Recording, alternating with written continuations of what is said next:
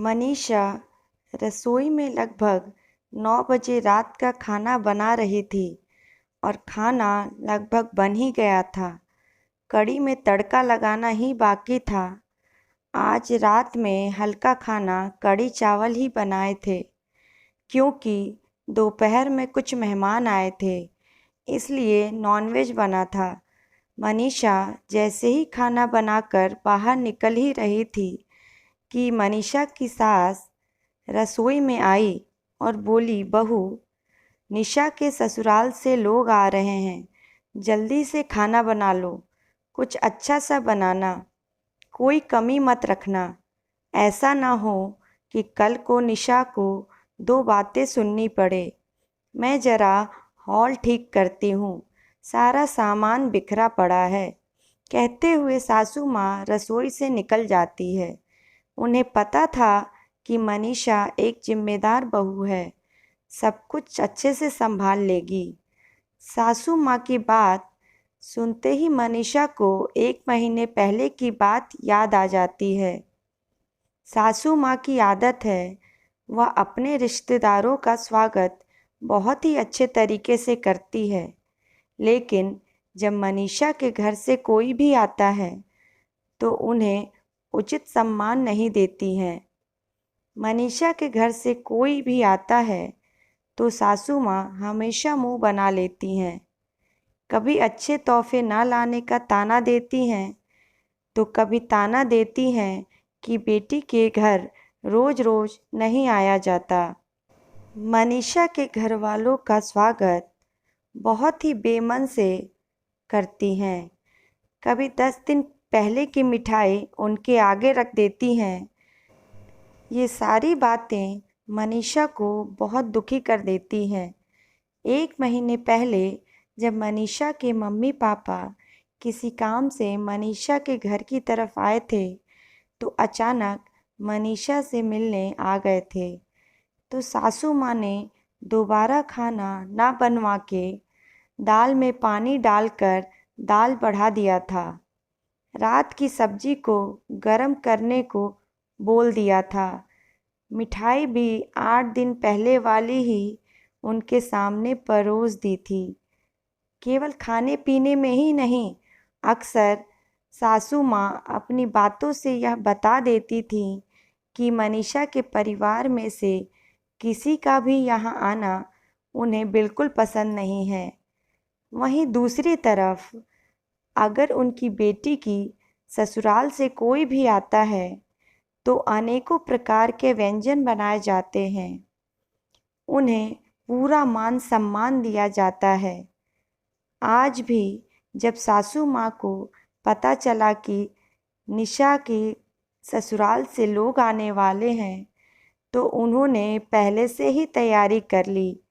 उन्होंने मनीषा को बढ़िया खाना बनाने का आदेश दे दिया। बस यही सब सोचकर आज मनीषा की आंखें भर आईं। लेकिन आज ना जाने कहाँ से मनीषा में हिम्मत आ गई थी। अपने आंसू पोंछकर वह हॉल में आ गई और सासू माँ से बोली, माँ जी, दीदी के सास ससुर जी कब तक आएंगे? खाना बन चुका है। सासू माँ आश्चर्य से बोली, क्या? अभी तो तुझे बोलकर आई हूँ। इतनी जल्दी कैसे बन गया खाना?